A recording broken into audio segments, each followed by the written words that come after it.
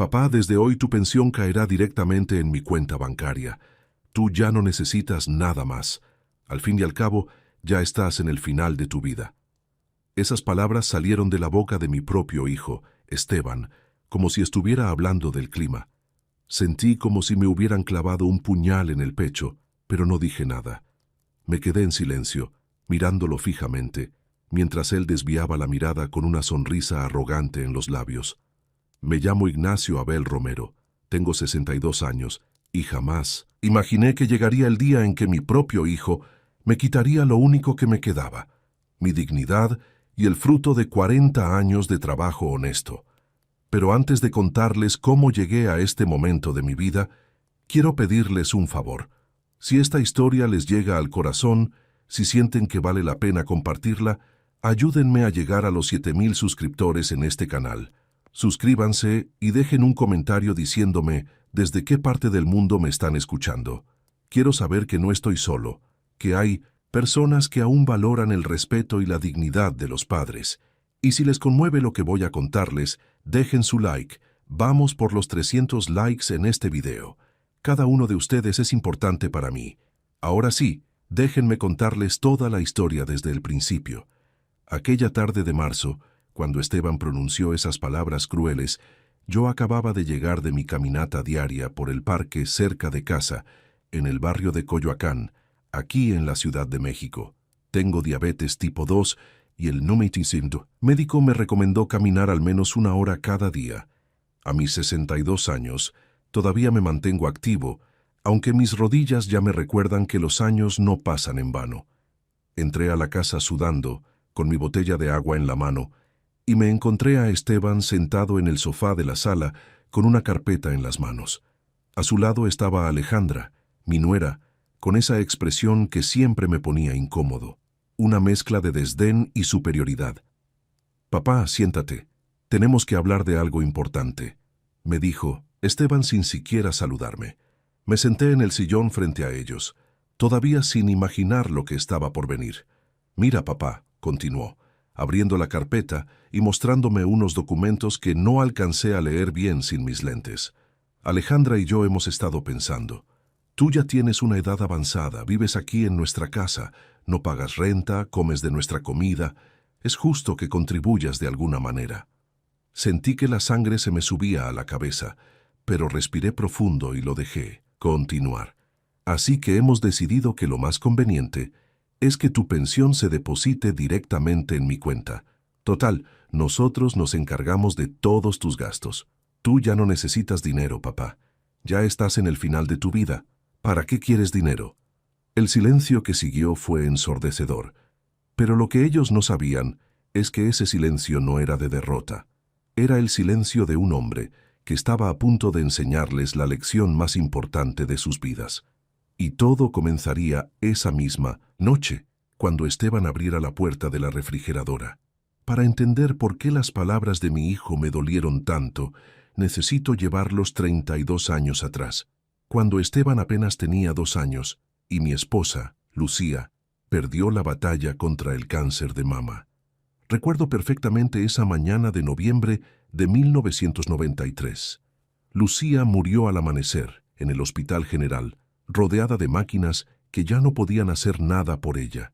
Yo tenía 30 años, un niño pequeño en casa, y una deuda médica que parecía una montaña imposible de escalar. Trabajaba como técnico en refrigeración y aires acondicionados.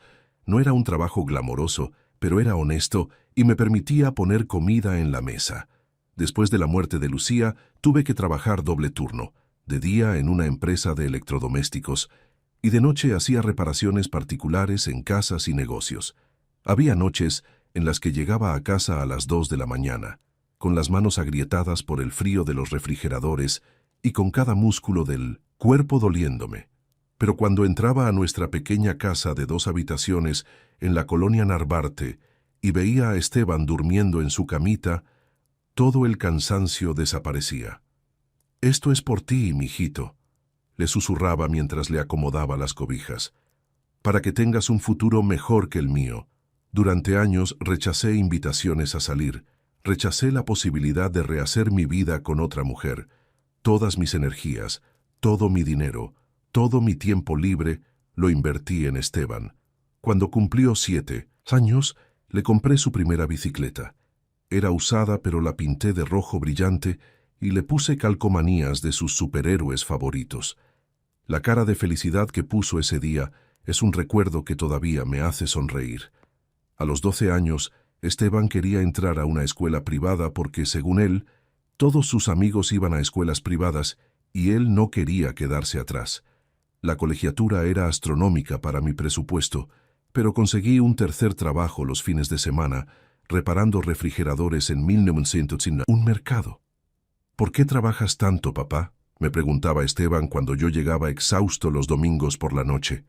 Porque tú mereces lo mejor, hijo. Porque quiero que tengas todas las oportunidades que yo nunca tuve, le respondía con sinceridad. Y cumplí mi promesa. Esteban estudió en esa escuela privada. Luego, cuando llegó el momento de la universidad, quiso estudiar administración de empresas, en una universidad cara de la zona de Santa Fe. Yo ya tenía 48 años. Mi cuerpo ya no respondía como antes, pero seguí trabajando incansablemente. Vendí el coche que había comprado con tanto esfuerzo. Hipotequé la casa que Lucía y yo habíamos comprado juntos. Todo para que Esteban pudiera graduarse sin deudas, con su título en la mano y un futuro prometedor. Recuerdo el día de su graduación. Yo estaba en primera fila, con un traje que había rentado para la ocasión, aplaudiendo más fuerte que nadie cuando pronunciaron su nombre. Esteban subió al estrado, recibió su diploma y, cuando bajó, me abrazó. «Gracias, papá. Todo lo que soy es gracias a ti», me dijo con lágrimas en los ojos. En ese momento, todos los sacrificios valieron la pena. Sentí que había cumplido mi misión como padre. 2 años después, Esteban consiguió un buen trabajo en una empresa de logística. Comenzó a ganar bien, se compró un coche nuevo, empezó a vestir con ropa de marca. Yo estaba orgulloso. Mi hijo había logrado lo que yo siempre soñé para él: estabilidad económica y un buen futuro. Fue en esa época cuando conoció a Alejandra. Ella trabajaba en la misma empresa, en el departamento de recursos humanos. Era una mujer bonita, de buena familia, según me contó Esteban. Venía de una familia acomodada de Polanco, con estudios en el extranjero y un aire de superioridad que se notaba desde el primer momento. La primera vez que la llevó a casa, hace 6 años, recuerdo que miró nuestra pequeña sala con una expresión que no pude descifrar del todo. Era desprecio, lástima. No estaba seguro. «Mucho gusto, señor Romero», me dijo extendiendo la mano con desgano, como si tocarme le produjera incomodidad. «El gusto es mío, Alejandra. Bienvenida a esta humilde casa», respondí con una sonrisa genuina, sin darle importancia a su actitud. Durante el noviazgo noté algunos cambios en Esteban. Comenzó a visitarme menos. Cuando venía, siempre tenía prisa. Las conversaciones largas que solíamos tener los domingos por la tarde, tomando café y viendo el fútbol, se convirtieron en visitas, apresuradas de 20 minutos. «Es que estamos muy ocupados, papá. Ya sabes cómo es esto del trabajo y la relación», me decía mientras miraba su teléfono constantemente. Yo asentía, tratando de entender. «Los tiempos cambian», me decía a mí mismo. «Los jóvenes de ahora son diferentes». Se casaron hace 4 años en una boda lujosa en un jardín de Cuernavaca. Yo pagué una parte significativa de esa boda, aunque Esteban nunca me lo pidió directamente. Fue Alejandra quien, con una sonrisa que no llegaba a sus ojos, me comentó: «Sería un lindo gesto que usted contribuyera con algo para la boda, don Ignacio. Después de todo, es su único hijo». Saqué el poco dinero que me quedaba en ahorros, 15,000 pesos que había guardado para emergencias. Se los di sin pensarlo 2 veces.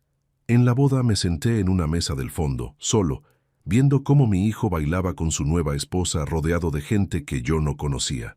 Personas elegantes, de dinero, que hablaban de viajes a Europa y de inversiones. Me sentí fuera de lugar, pero me consolaba pensar que Esteban era feliz. Un año después de la boda, cuando yo tenía 58 años, comencé a tener problemas serios de salud. La diabetes que había ignorado durante años empeoró. El médico me dio un ultimátum: o me cuidaba y cambiaba mi estilo de vida, o las complicaciones serían graves. Tuve que dejar de trabajar. Mi cuerpo ya no daba más después de décadas de esfuerzo. Solicité mi pensión, y aunque no era mucho, apenas 8,000 pesos al mes, era suficiente para vivir con dignidad en mi pequeña casa. Pero entonces llegó el problema. La casa que había hipotecado para pagar la universidad de Esteban estaba a punto de ser embargada. No había podido pagar las mensualidades y los intereses se habían acumulado como una avalancha. Fue entonces cuando Esteban me hizo la propuesta. «Papá, ¿por qué no te vienes a vivir con nosotros? Total, esa casa ya está perdida. Aquí tendrás todo lo que necesitas, y Alejandra y yo podemos cuidar de ti». Me pareció un gesto noble. Pensé que después de todo mi hijo no me había olvidado, que todavía existía ese lazo que nos había unido durante tantos años. Qué equivocado estaba. Lo que comenzó como un acto de aparente generosidad se convertiría en mi peor pesadilla. Y el inicio de esa pesadilla estaba más cerca de lo que imaginaba. Los primeros meses viviendo en casa de Esteban y Alejandra fueron tolerables. No me puedo quejar de que me faltara comida o un techo. Tenía mi propia habitación, pequeña pero cómoda, en la parte de atrás de la casa, justo al lado del cuarto de lavado. Pero pronto comencé a notar señales sutiles de que no era bienvenido. La primera fue con la comida. Alejandra cocinaba, pero nunca me preguntaba qué me gustaría comer o si había algo que no pudiera consumir por mi diabetes. Simplemente preparaba lo que ella quería, generalmente platos elaborados con mucha salsa, mucha sal, cosas que mi médico me había prohibido estrictamente. «Don Ignacio, si no le gusta la comida, puede prepararse algo usted mismo», me dijo un día cuando me atreví a comentar que no podía comer tan condimentado. «Aquí no somos un restaurante donde se pide a la carta». El tono fue cortante, despectivo. Esteban estaba presente, pero se limitó a mirar su teléfono sin decir nada en mi defensa. Desde ese día, comencé a prepararme mis propias comidas. Cosas sencillas, huevos revueltos, frijoles, un poco de pollo a la plancha. Pero cada vez que usaba la cocina, Alejandra ponía mala cara. «Ay, don Ignacio, deja toda la cocina sucia», se quejaba, aunque yo siempre lavaba mis trastes inmediatamente después de comer.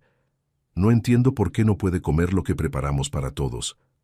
Aprendí a cocinar muy temprano en la mañana, antes de que ellos se levantaran para evitar confrontaciones. Luego vino el tema del baño.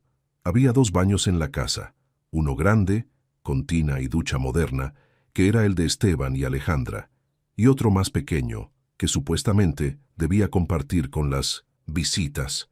Pero Alejandra comenzó a guardar ahí sus productos de limpieza, cajas, cosas que no usaba. «Don Ignacio, por favor use el baño rápido en las mañanas.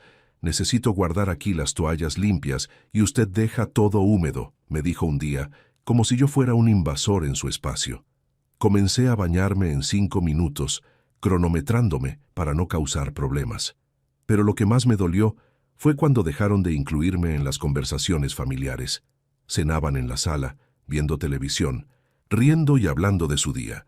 Yo me sentaba con ellos inicialmente, tratando de ser parte de la familia, pero poco a poco se hizo evidente que mi presencia no era deseada.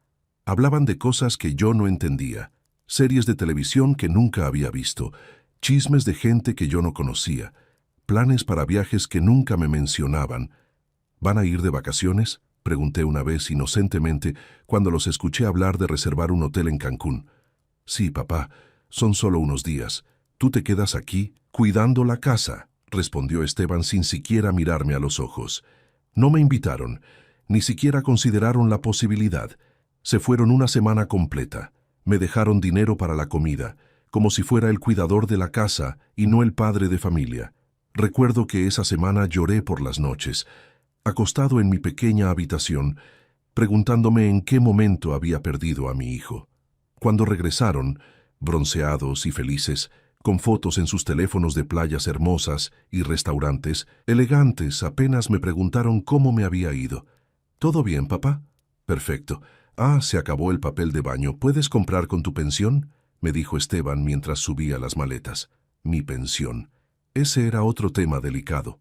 Cada mes, cuando me llegaba mi depósito de 8,000 pesos, yo trataba de contribuir a los gastos de la casa.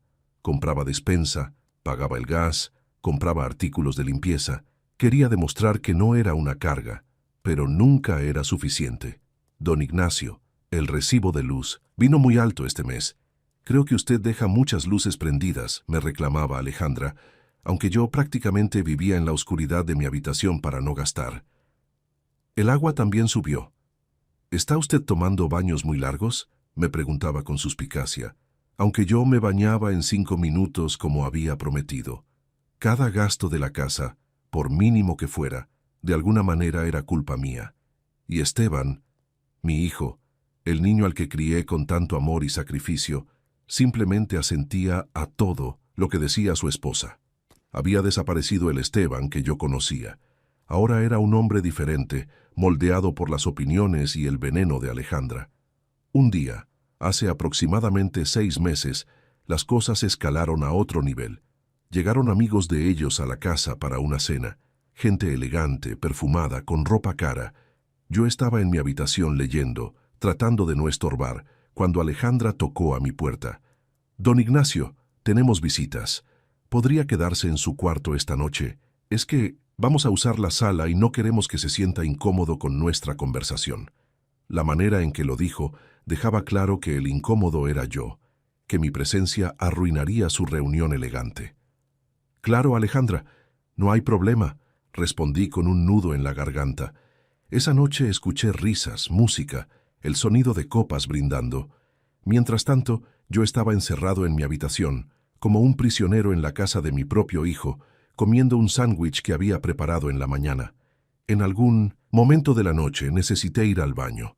Salí sigilosamente, tratando de no hacer ruido, pero al pasar por la sala, escuché mi nombre. «Sí, el papá de Esteban vive con nosotros. Es una situación complicada», decía Alejandra con un tono de mártir. «Ay, qué difícil. ¿Y él contribuye con algo?», preguntó una de sus amigas. «Pues tiene su pensión, pero ya sabes cómo son los viejitos. Gastan en sus medicinas y caprichos, y nosotros tenemos que cargar con todo lo demás». Se me congeló la sangre. Caprichos, caprichos. Yo que apenas compraba lo esencial, que me había cortado el cabello yo mismo para no gastar en la peluquería, que había dejado de comprar las galletas que me gustaban porque eran muy caras, según Alejandra. «Pobrecitos de ustedes, qué carga», dijo otra voz femenina con falsa compasión. Esteban estaba ahí. Lo sé porque escuché su risa. No me defendió, no dijo nada. Simplemente dejó que su esposa me humillara frente a sus amigos. Regresé a mi habitación sin ir al baño. Aguanté hasta que se fueron todos, horas después. Esa noche algo se rompió dentro de mí. Ya no era dolor, era una mezcla de decepción, ira contenida y una claridad absoluta. Mi hijo me había abandonado emocionalmente. Yo solo era un estorbo en su vida perfecta con Alejandra. Pero lo peor aún estaba por venir, porque 2 meses después, en esa tarde de marzo que les conté al principio, Esteban no solo me humillaría con palabras, me quitaría lo único que me quedaba, mi autonomía, mi dignidad, mi pensión. Y en ese momento, algo dentro de mí despertó. Algo que había estado dormido durante décadas de ser un hombre bueno, sumiso, que siempre ponía a los demás primero. Era hora de que Ignacio Abel Romero se defendiera. Y créanme cuando les digo que lo que hice los dejaría sin palabras. Esa tarde de marzo, cuando Esteban me pidió que me sentara para hablar de algo importante, yo aún tenía una chispa de esperanza. Tal vez querían decirme que habían decidido hacer un viaje en familia, y esta vez sí me incluirían. O quizás Esteban finalmente había reflexionado sobre cómo me trataban. Qué ingenuo fui. «Papá, siéntate», repitió Esteban señalando el sillón frente a él. Me senté lentamente, con mi botella de agua todavía en la mano. Alejandra tenía esa sonrisa que yo ya conocía bien, la sonrisa de alguien que está a punto de salirse con la suya. «Mira, papá», comenzó Esteban abriendo una carpeta con documentos. «Alejandra y yo hemos estado haciendo cuentas. Los gastos de la casa han subido mucho en los últimos meses». Sentí un escalofrío recorrer mi espalda. El súper está carísimo, la luz, el agua, el gas, el mantenimiento de la casa. Todo ha aumentado, continuó, evitando mi mirada. Y tú vives aquí, usas todo eso, comes aquí, duermes aquí. Esteban, yo siempre he contribuido con mi pensión, dije con voz firme pero respetuosa. Compro despensa, pago cosas de la casa cuando puedo. Sí, papá, pero no es suficiente, interrumpió Alejandra con un tono cortante. Tus 8,000 pesos al mes apenas cubren tu propia manutención. Nosotros estamos subsidiando tu vida. La palabra subsidiando me cayó como una bofetada. ¿Subsidiando? Repetí, sintiendo cómo la sangre me hervía. Yo trabajo desde los 14 años. Me rompí la espalda durante 40 años para darle a mi hijo todo lo que necesitaba. Vendí mi casa, gasté todos mis ahorros en su educación. Ya, papá, eso fue hace años, me cortó Esteban con un gesto de fastidio, como si mis sacrificios fueran irrelevantes. Estamos hablando del presente, del ahora. Alejandra se acomodó en el sofá cruzando las piernas con una elegancia estudiada y soltó la bomba que cambiaría todo. Don Ignacio, seamos realistas. Usted ya tiene 62 años, ya está en el final de su vida. ¿Para qué necesita usted dinero? No sale a ningún lado, no se compra nada, no tiene gastos reales. El final de mi vida. Esas palabras resonaron en mi cabeza como un gong de funeral. Entonces, continuó Esteban sacando unos papeles, de la carpeta, hemos pensado que lo más lógico, lo más justo, es que tu pensión se deposite directamente en mi cuenta bancaria. Yo administraré tu dinero y obviamente, si necesitas algo, me lo pides y te lo doy. Me quedé mirándolos en silencio. Esteban tenía un formulario del banco en las manos, ya parcialmente lleno, solo faltaba mi firma. Es por tu propio bien, papá, agregó con una sonrisa condescendiente que me revolvió el estómago. Ya estás mayor, podrías confundirte con el dinero, gastar en cosas innecesarias. Es mejor que yo me encargue. ¿Gastar en cosas innecesarias? Pregunté con voz temblorosa de ira contenida. ¿Cómo qué? ¿Mis medicinas para la diabetes? ¿El gel que necesito para mis rodillas? ¿Los 2 pesos que gasto en un café cuando salgo a caminar? Por ejemplo, esa botella de agua cara que acabas de comprar, señaló Alejandra con desprecio.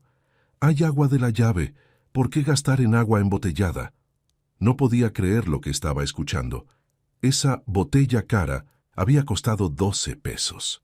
Papá, no te pongas así, dijo Esteban con un suspiro de exasperación, como si yo fuera un niño necio. Es una medida práctica. Tú ya no necesitas preocuparte por nada. Nosotros nos encargamos de todo. Tú solo relájate, disfruta tus últimos años y deja que yo maneje las cosas de adultos. Las cosas de adultos, repetí con amargura. Exacto.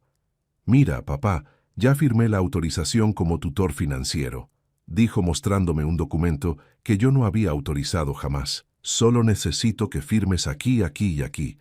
Me puso el bolígrafo en la mano. ¿Y si no firmo? Pregunté mirándolo directamente a los ojos por primera vez en toda la conversación. El ambiente se tensó. Alejandra y Esteban intercambiaron una mirada.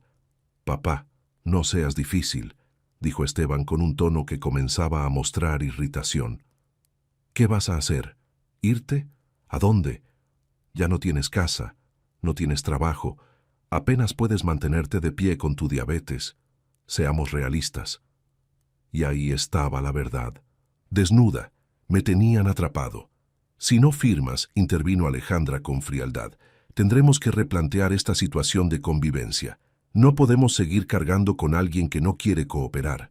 Era una amenaza apenas velada. O firmas y entregas tu pensión o te echamos a la calle. Miré los papeles, miré a mi hijo, ese hombre que estaba frente a mí, con su camisa de marca y su reloj caro que yo había ayudado a pagar indirectamente con mis sacrificios, ya no era el niño que yo había criado. Era un extraño cruel y calculador. Está bien, dije finalmente tomando el bolígrafo. Vi cómo la sonrisa de triunfo se dibujaba en el rostro de Alejandra. Esteban asintió con satisfacción, como un gerente que acaba de cerrar un buen negocio. Pero antes de firmar los miré una última vez. ¿Están seguros de que esto es lo que quieren? Pregunté con una calma que me sorprendió a mí mismo. Completamente seguros, papá. Es lo mejor para todos, respondió Esteban sin un ápice de duda. Firmé los papeles, uno por uno. Con cada firma sentía cómo mi dignidad era pisoteada, pero también sentía cómo algo más nacía dentro de mí. una determinación fría, calculadora. «Listo», dije entregándole los documentos. «A partir de hoy, mi pensión es de ustedes». «Así me gusta, papá. Verás que es mejor así», dijo Esteban guardando los papeles con cuidado en la carpeta, como si fueran un tesoro. Me levanté del sillón sin decir más. Caminé hacia mi habitación con pasos lentos, sintiendo sus miradas en mi espalda. «Ah, papá», me llamó Esteban cuando yo ya estaba en el pasillo. «Ya que vas para allá, ¿puedes limpiar tu baño? Alejandra dice que está sucio». No respondí. Simplemente seguí caminando. Entré a mi habitación, cerré la puerta y me senté en la cama. Mis manos temblaban. No de miedo, no de tristeza, de rabia pura, pero era una rabia fría, contenida, inteligente. Durante 62 años había sido un hombre bueno, un hombre que siempre ponía a los demás primero, un padre que se sacrificó hasta el último aliento por su hijo. Y así me pagaban. Miré por la ventana de mi pequeña habitación. Eran las 6 de la tarde. El sol comenzaba a ocultarse detrás de los edificios de Ciudad de México, y en ese momento, mientras veía cómo el día moría, tomé una decisión. Si ellos habían decidido que yo ya estaba en el final de mi vida, entonces yo les iba a dar un final que nunca olvidarían. Abrí el cajón de mi buró y saqué una libreta vieja que usaba para apuntar recetas de cocina y cosas que no quería olvidar. En la primera página en blanco escribí con letra firme, plan, y debajo comencé a anotar. No sabía exactamente qué haría todavía, pero sabía que tenía que ser algo que les enseñara el valor de lo que habían despreciado. Algo que los hiciera gritar.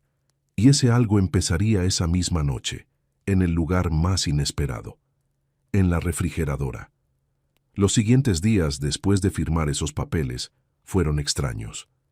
Esteban y Alejandra me trataban con una mezcla de indiferencia y satisfacción, como si finalmente hubieran resuelto un problema molesto. Yo, por mi parte, me volví casi invisible. Me levantaba temprano, antes que ellos. Preparaba mi café sin hacer ruido, tomaba mis medicinas y salía a caminar al parque como de costumbre. Pero ahora mis caminatas tenían un propósito diferente.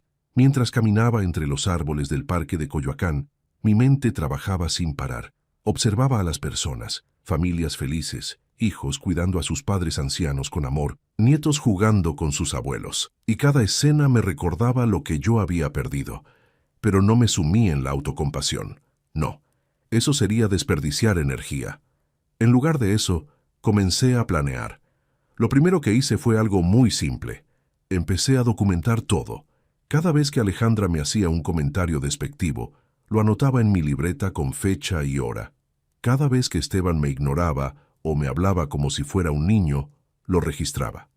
18 de marzo, 3:00 p.m.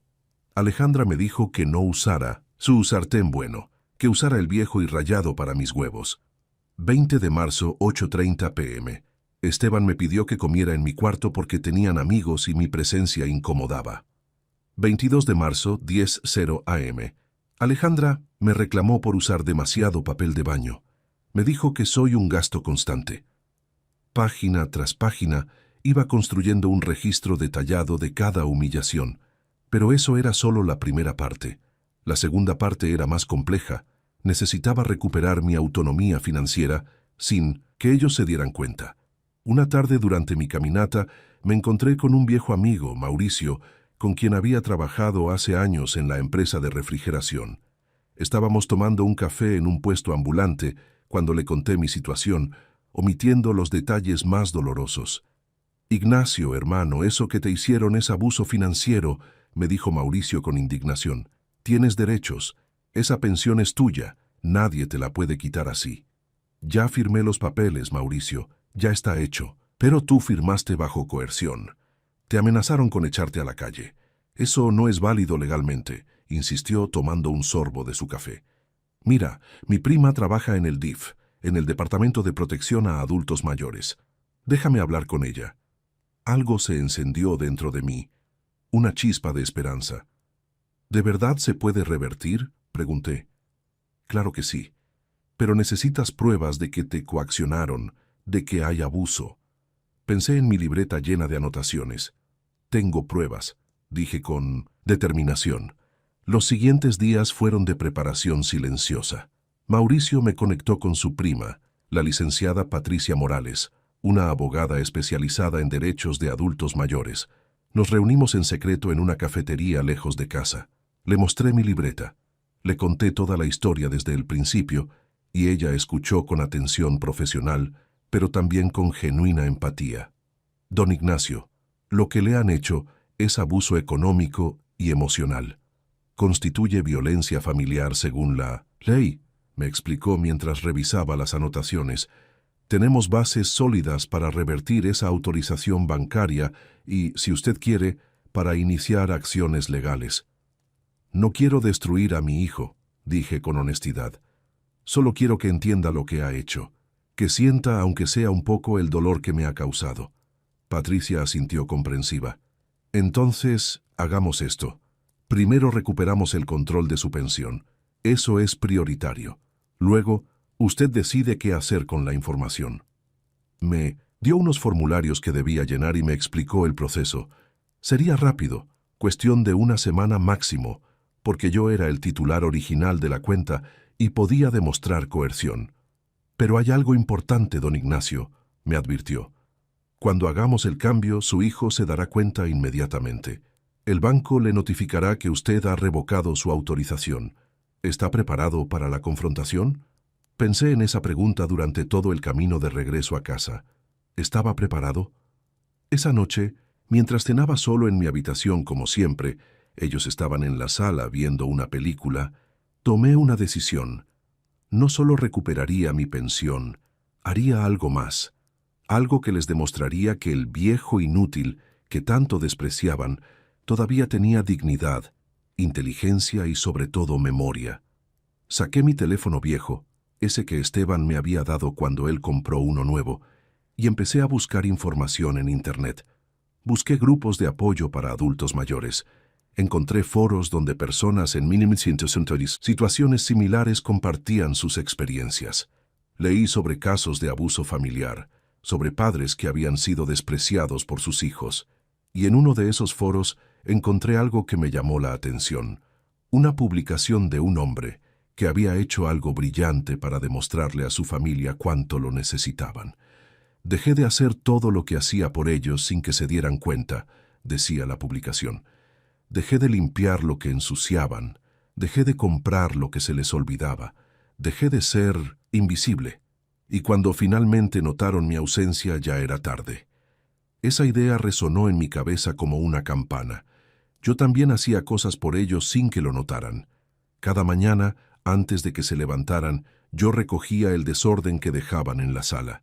Lavaba los trastes que Alejandra olvidaba en el fregadero. Doblaba la ropa que dejaban tirada. Regaba las plantas del jardín que tanto le gustaban a Alejandra, pero que nunca cuidaba. Pequeñas cosas, invisibles, pero que mantenían la casa funcionando. ¿Qué pasaría si simplemente dejaba de hacerlas? Sonreí para mí mismo.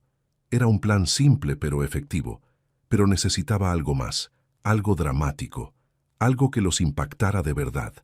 Y entonces, mientras lavaba mi plato en el pequeño lavabo de mi habitación, tuve una idea: la refrigeradora. Alejandra era obsesiva con la comida. Cada semana hacía una compra enorme en el supermercado, llenaba la refrigeradora con comida cara, orgánica, productos importados, y odiaba cuando algo se desperdiciaba. Yo siempre había sido cuidadoso de no tocar su comida. Compraba mis propias cosas con lo poco que me quedaba de mi pensión, cuando aún la tenía, y las marcaba discretamente para no confundirlas con las de ellos. Pero ahora que ellos habían tomado mi pensión con la excusa de que yo ya no necesitaba nada, técnicamente, toda la comida de la casa debería ser compartida, ¿no? Una idea comenzó a formarse en mi mente. Una idea que me hizo sonreír por primera vez en semanas. Al día siguiente, martes por la mañana, puse mi plan en marcha. Primero fui al banco con Patricia y firmé los documentos para revocar la autorización que le había dado a Esteban. El proceso fue sorprendentemente rápido. La revocación será efectiva en 48 horas, me informó el ejecutivo del banco, Su hijo recibirá una notificación por correo electrónico y mensaje de texto. Perfecto. Eso me daba 2 días para preparar el escenario. Regresé a casa y comencé la fase 2. Dejar de ser el criado, invisible. No recogí los periódicos que Esteban dejaba tirados en la sala. No lavé las tazas de café que Alejandra abandonaba en la mesa. No doblé las toallas húmedas que dejaban en el piso del baño. No regué las plantas. Simplemente dejé de hacer. El primer día no notaron nada. Estaban demasiado ocupados en sus propias vidas. El segundo día escuché a Alejandra quejarse. ¿Por qué está todo tan desordenado? Esteban, ¿no vas a recoger tus cosas? Luego, amor, tengo trabajo, respondió él sin inmutarse. El tercer día, cuando el banco ya había procesado mi revocación, las quejas aumentaron. Las plantas se están muriendo. ¿Quién las regaba antes?, gritó Alejandra desde el jardín. Yo estaba en mi habitación, leyendo tranquilamente un libro de la biblioteca que había sacado en secreto. Sonreí. Y entonces llegó el jueves por la noche, el día que todo cambiaría. Ese día, mientras ellos estaban en el trabajo, yo hice una última cosa. Abrí la refrigeradora, esa refrigeradora que Alejandra mantenía impecablemente organizada con todos sus productos caros, y tomé una fotografía de todo su contenido con mi celular. Luego, metódica y calmadamente, comencé a reorganizar todo de una manera muy específica. No voy a revelar todavía qué hice exactamente. Eso lo descubrirán cuando Esteban abriera la puerta esa noche. Solo diré que involucró mi conocimiento de 40 años trabajando con refrigeradores, y que el resultado sería memorable. Cerré la puerta de la refrigeradora. Me aseguré de que todo estuviera exactamente como yo lo había planeado, y volví a mi habitación a esperar. A las 9:30 p.m. escuché que llegaban del trabajo. Voces cansadas, el sonido de llaves, zapatos quitándose. «Amor, tengo hambre. ¿Qué hay de cenar?», escuché la voz de Esteban. «Hay pollo del que sobró ayer, está en la refri», respondió Alejandra. Mi corazón comenzó a latir más rápido. Escuché pasos acercándose a la cocina, el sonido de la puerta de la refrigeradora abriéndose, y entonces... ¡Ah! «Alejandra, Alejandra, ven rápido». El grito de Esteban resonó por toda la casa como si hubiera visto un fantasma. Yo estaba sentado en mi cama, con mi libro en las manos, pero completamente concentrado en los sonidos que venían de la cocina. «¿Qué pasa? ¿Qué pasó?», escuché a Alejandra correr hacia la cocina. «La refrigeradora. Mira la refrigeradora». Hubo un silencio, y luego un grito aún más fuerte de Alejandra. «No, no, no, no, mi comida. Todo está arruinado». Sonreí. Había funcionado, exactamente como lo planeé. ¿Qué había hecho? Les explico. Con mis 40 años de experiencia como técnico en refrigeración, yo sabía exactamente cómo funcionaba cada componente de ese electrodoméstico. Esa mañana, mientras ellos estaban en el trabajo, yo había ajustado el termostato interno de la refrigeradora a su configuración más baja, casi congelándola. Pero no solo eso. También había reorganizado estratégicamente toda la comida cara de Alejandra. Coloqué los productos más delicados, sus quesos, a importados, su salmón orgánico, sus verduras especiales, en las zonas donde se formaría más hielo. Luego, había manipulado el sistema de descongelamiento automático para que se activara exactamente a las 9:00 p.m. El resultado: cuando Esteban abrió la puerta, toda la comida cara estaba parcialmente congelada y luego descongelada bruscamente. Los quesos estaban cristalizados y con su textura arruinada. El salmón había perdido su color y consistencia. Las verduras orgánicas estaban marchitas y aguadas. Los productos lácteos premium habían cortado. Cientos, tal vez miles de pesos en comida, arruinados. Pero eso no era todo. Pegado en la puerta interior de la refrigeradora, con cinta adhesiva, había dejado una nota escrita con mi mejor letra. «Querido Esteban y Alejandra, como ya no tengo pensión propia porque ustedes decidieron que ya no necesito nada, asumí que toda la comida de esta casa ahora es compartida. Después de todo, si mi dinero es de ustedes, su comida debe ser mía. También no es lógico. Esta mañana quise preparar algo especial para celebrar mi nuevo estatus como dependiente total de ustedes. Lamentablemente, mis manos de viejo torpe manipularon sin querer los controles de temperatura de la refrigeradora. ¡Qué pena! Parece que toda su comida cara se arruinó. Pero no se preocupen. Como ya estoy en el final de mi vida y no necesito nada, puedo comer frijoles y tortillas mientras ustedes compran comida nueva. Con cariño, el viejo inútil que vive en el 100% cuarto de atrás, PD. El banco me informó hoy que mi autorización financiera ha sido revocada. Parece que el viejo confundido no estaba tan confundido después de todo. Mi pensión volverá a mi cuenta en 24 horas. Los gritos desde la cocina se intensificaron. ¿Hizo qué?, rugió Esteban. ¿Revocó la autorización? Esteban, toda mi comida. El salmón costó 800 pesos, los quesos eran importados. Lloraba Alejandra con histeria genuina. Escuché pasos furiosos acercándose por el pasillo. Mi puerta se abrió de golpe. Esteban estaba rojo de ira con la nota arrugada en su puño. Alejandra venía detrás, con lágrimas de rabia en los ojos. ¿Qué hiciste?, gritó Esteban. Yo cerré mi libro con calma, me quité los lentes de lectura y los miré con una tranquilidad que me sorprendió a mí mismo. Arruiné su comida, dije con simplicidad, tal como ustedes arruinaron mi dignidad. Eres un viejo malagradecido. Te dimos techo, comida, todo, gritó Alejandra, señalándome con un dedo acusador. Me quitaron mi autonomía, respondí levantándome de la cama. Ya no era el hombre encorvado y silencioso de hace una semana. Estaba erguido, firme. Me trataron como basura. Me humillaron frente a sus amigos. Me robaron mi pensión con amenazas.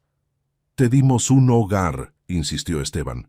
Me dieron una prisión, corregí, elevando la voz por primera vez en meses. Y lo peor de todo, Esteban, es que te convertiste en alguien que tu madre nunca habría reconocido. Mencionar a Lucía fue como lanzar una granada en la habitación. Esteban palideció. No te atrevas a mencionar a mi mamá, dijo con voz temblorosa. Tu mamá se moriría de nuevo si viera en qué te convertiste, continué, sintiendo décadas de dolor saliendo de mi pecho. Ella se sacrificó por ti tanto como yo, y tú escupiste sobre todos esos sacrificios el día que decidiste que tu padre era una carga. ¡Basta ya!, gritó Alejandra. Vas a pagar esa comida, cada peso. Ah, ¿con qué dinero?, pregunté con una sonrisa amarga. ¿Con la pensión que ya no van a controlar? ¿O quieren que use el dinero que ustedes me dejaban para emergencias? Oh, esperen, nunca me dejaron dinero. Esteban apretó los puños y por un momento pensé que me golpearía. Pero no lo hizo. En su lugar, sacó su teléfono. El banco me envió el correo, dijo leyendo la pantalla. Dice que tú fuiste personalmente a revocar la autorización, que firmaste documentos. Así es, confirmé. Resulta que el viejo confundido, que no podía manejar su propio dinero, es perfectamente capaz de entender sus derechos legales. Esto no se va a quedar así, amenazó Alejandra. Llamaremos a un abogado. Lo que hiciste es sabotaje. Llámenlo, dije, encogiéndome de hombros. Yo también tengo abogada, y ella está muy interesada en hablar sobre abuso financiero y emocional contra adultos mayores. Tengo meses de evidencia documentada. Eso los dejó en silencio. ¿Evidencia?, preguntó Esteban con voz más baja. Cada insulto, cada humillación, cada vez que me trataron como basura, dije sacando mi libreta del cajón y mostrándosela. Fechas, horas, testigos, todo está aquí. Alejandra palideció. Esteban se pasó una mano por el cabello, un gesto que hacía cuando estaba nervioso desde niño. «Papá, nosotros no», comenzó él, pero lo interrumpí. «Ahórratelo, Esteban. No quiero excusas baratas ahora». «Entonces, ¿qué quieres?», preguntó Alejandra con veneno en la voz. «¿Qué es lo que quieres? ¿Arruinarnos? ¿Venganza?». Me senté nuevamente en mi cama y los miré a ambos. «Quiero que entiendan algo muy simple», dije con voz calmada pero firme. «Yo no soy una carga. Soy su padre. Di mi vida entera por ti, Esteban, y merecía respeto, merecía dignidad, merecía ser tratado como un ser humano, no como un estorbo». «Exageraste con lo de la comida», murmuró Esteban evitando mi mirada. «¿Exageré?», repetí incrédulo. Ustedes me quitaron mi pensión, mi autonomía, mi valor como persona, y yo arruiné comida que pueden reponer. ¿Quién exageró realmente? El silencio que siguió fue denso, incómodo. Finalmente Alejandra rompió el silencio. Entonces, ¿qué? ¿Te vas a quedar aquí con tu pensión recuperada sin contribuir en nada? No, respondí con calma. Me voy. Ambos me miraron sorprendidos. ¿Te vas?, repitió Esteban. Mañana mismo. Ya encontré un lugar donde vivir, un pequeño departamento para adultos mayores que administra una asociación civil. Es digno, limpio, y lo puedo pagar con mi pensión. Papá, no tienes que irte, comenzó Esteban, y por primera vez en meses vi algo parecido al arrepentimiento en sus ojos. Sí tengo que irme, lo interrumpí, porque si me quedo aquí, estaré validando la manera en que me trataron, y no voy a hacer eso. No voy a enseñarte que está bien tratar a tu padre como me trataste. Me levanté y caminé hacia la puerta, donde ellos aún estaban parados. Y una cosa más, dije deteniéndome junto a Esteban. Algún día, si eres afortunado, llegarás a mi edad. Y ese día, espero que te acuerdes de este momento. Espero que recuerdes cómo trataste a tu padre cuando más vulnerable estaba. Papá, su voz sonó quebrada. Espero que tus hijos, si los tienes, te traten mejor de lo que tú me trataste a mí. Y con esas palabras, salí de la habitación, dejándolos ahí parados en silencio. Esa noche, dormí mejor de lo que había dormido en meses, porque por primera vez en mucho tiempo había recuperado algo que creí perdido para siempre: mi dignidad. La mañana siguiente, viernes, me desperté temprano como siempre, pero este amanecer era diferente. Era el amanecer de mi libertad. Había empacado mis pocas pertenencias la noche anterior: ropa, mis medicinas, algunos libros, la foto de Lucía que siempre llevaba conmigo y mi libreta de evidencias. Todo cabía en una maleta vieja y una mochila. A las 7:00 a.m., Mauricio llegó con su camioneta para ayudarme con la mudanza. Era poco lo que tenía que cargar. Esteban y Alejandra todavía dormían, o al menos fingían dormir. No salieron a despedirse. Mientras cargaba mi maleta, eché un último vistazo a esa casa que había sido mi prisión durante los últimos meses. No sentí nostalgia, solo sentí alivio. ¿Estás seguro de esto, Ignacio?, me preguntó Mauricio mientras ponía mis cosas en la camioneta. Más seguro que nunca, hermano, respondí con una sonrisa genuina. El departamento que había conseguido estaba en la colonia Roma Norte. Era un edificio modesto pero digno, administrado por una organización que ayudaba a adultos mayores en situaciones vulnerables. Mi departamento era pequeño, una habitación, un baño, una cocineta, pero era mío. Lo pagaba con mi pensión, que ahora volvía a estar bajo mi control. Me alcanzaba para vivir con dignidad, pagar la renta, comprar mi comida, mis medicinas, y hasta me sobraba un poco para algún gusto ocasional. Los primeros días fueron de ajuste. Aprendí a cocinar para mí mismo, a organizar mi espacio, a disfrutar de la libertad de no tener que esconderme en mi propia casa. Me inscribí en un grupo de Tai Chi para adultos mayores en el parque cercano. Conocí a personas maravillosas: don Roberto, de 70 años, que había sido maestro; doña Carmen, de 65, que daba clases de tejido; don Luis, de 68, ex mecánico como yo, con quien me hice amigo inmediatamente. Por primera vez en años me sentí parte de una comunidad que me valoraba. Una tarde, 2 semanas después de haberme ido, recibí una llamada de Esteban. «Papá, ¿podemos hablar?». Su voz sonaba cansada, diferente. «Habla», respondí sin emoción. Yo se quería disculparme por todo. Alejandra y yo hemos estado hablando mucho desde que te fuiste. «¿Ah, sí?», dije sin comprometerme a nada. Nos dimos cuenta de que te tratamos muy mal, que fuimos injustos, egoístas. Hizo una pausa. «Papá, ¿podrías venir a cenar este domingo? Queremos hablar contigo, disculparnos en persona». Pensé en su oferta. Una parte de mí, la parte que todavía era padre, quería aceptar inmediatamente, quería creer que habían cambiado. Pero la parte de mí, que había aprendido a respetarse a sí misma, sabía que debía tener cuidado. «Esteban, aprecio tu llamada», dije finalmente, pero no estoy listo todavía, tal vez con el tiempo. Lo entiendo, respondió con voz quebrada. Solo quiero que sepas que te extraño, papá, que lamento todo. Yo también te extraño, hijo, admití con honestidad. Al hijo que criaste, al hombre bueno que sé que todavía está ahí dentro. Pero ese hombre necesita demostrármelo con acciones, no solo con palabras. Lo haré, papá, te lo prometo. Veremos, dije y terminé la llamada. No sé si Esteban realmente cambiará. No sé si algún día podremos reconstruir nuestra relación, pero sé algo con certeza. Nunca más permitiré que nadie me trate como me trataron ellos. Hoy, 3 meses después de todo lo ocurrido, estoy sentado en mi pequeño departamento, tomando un café que yo compré con mi dinero, viendo por la ventana la vida pasar en las calles de la Ciudad de México. Tengo 62 años. No estoy en el final de mi vida. Como me dijeron, estoy en el comienzo de la vida que merezco. Una vida con dignidad, con respeto, con autonomía. Y si mi historia les enseña algo, espero que sea esto. Nunca es tarde para defenderte. Nunca es tarde para recuperar tu dignidad. Y sobre todo, nunca permitas que nadie, ni siquiera tu propia familia, te haga sentir que no vales nada. Porque vales. Siempre has valido. Y si alguien no puede ver tu valor, ese es su problema, no el tuyo.